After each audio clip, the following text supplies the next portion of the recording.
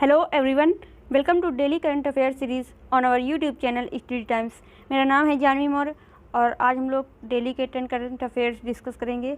तो चलिए शुरू करते हैं। क्वेश्चन नंबर फर्स्ट, हाल ही में 3 जून को विश्व में कौन सा दिवस मनाया जाता है? तो अभी फ़िलहाल जो 3 जून को एक दिवस मनाया गया वो कौन सा है? तो ये मनाया गया है विश्व साइकिल दिवस यानी वर्ल्ड बाइसिकल डे। ये हमारे लिए एक संदेश है कि हम ज़्यादा से ज़्यादा अपना फ्यूल का बचत करें और साइकिल का यूज़ करें।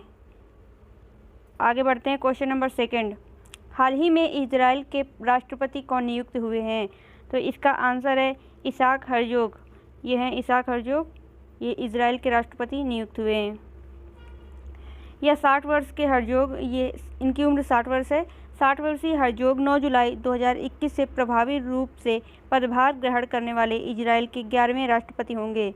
या अभी तक इजराइल के 11वें राष्ट्रपति बनेंगे और 9 जुलाई 2021 को पूर्ण रूप से पद ग्रहण कर लेंगे।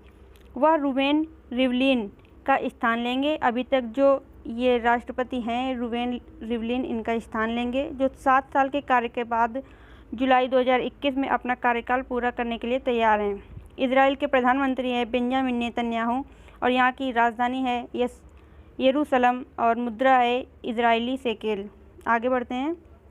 क्वेश्चन 3, व्हाट्सएप के माध्यम से ग्रामीण आबादी में कोविड का पता लगाने के लिए हाल ही में कौन सा ऐप लॉन्च किया गया?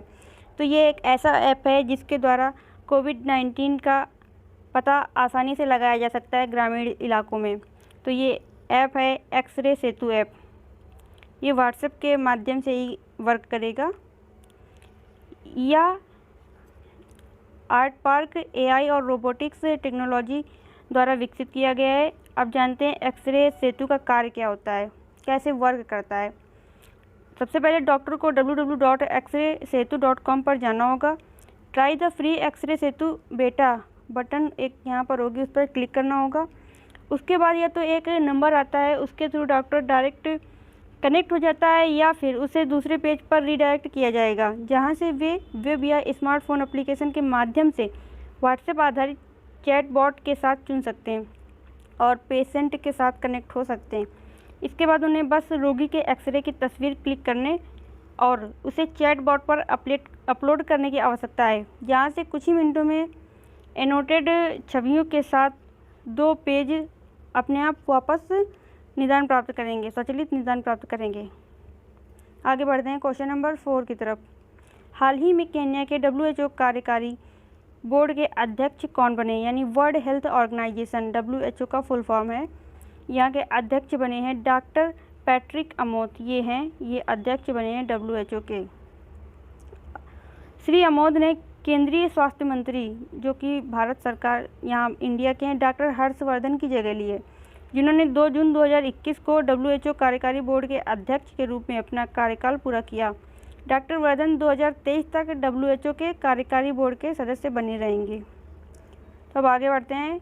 जानते हैं केन्या की राजधानी है नैरोबी और यहाँ मुद्रा चलती है केन्याई शिलिंग और यहाँ के केन्या के राष्ट्रपति हैं उहुरु केन्याट्टा। क्वेश्चन नंबर 5, हाल ही में CCMB के निदेशक कौन नियुक्त हुए हैं? तो इसका आंसर है डॉक्टर विनय के नंदीकुरी। ये निदेशक नियुक्त हुए हैं और CCMB का फुल फॉर्म होता है centre for cellular and molecular biology और इसकी स्थापना हुई थी 1977 में। पूर्व IITian रह चुके हैं डॉक्टर विनय के नंदीकुरी। इनको CSIR centre for cellular and molecular biology Hyderabad Telangana में निदेशक के रूप में नियुक्त किया गया है। वह एक प्रसिद्ध आणविक जीव विज्ञानी और DBT national institute of immunology नई दिल्ली के वैज्ञानिक हैं। नेक्स्ट क्वेश्चन है क्वेश्चन नंबर 6, व्हाट्सएप ने किसको भारत के लिए शिकायत अधिकारी नियुक्त किया है?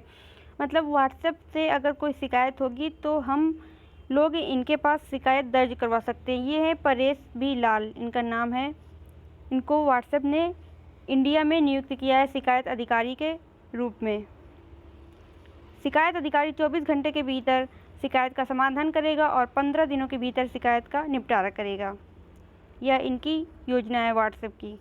व्हाट्सएप की स्थापना हुई थी 2009 में और यहाँ के CEO हैं विल कैथकार्ट, ये मार्च 2019 में बने थे। व्हाट्सएप का मुख्यालय है मेनलो पार्क, कैलिफोर्निया, संयुक्त राज्य अमेरिका और व्हाट्सएप के अधिग्रहण की तारीख है 19 फरवरी 2014 और यहाँ के संस्थापक हैं जॉन कॉम और ब्रायन एक्टन।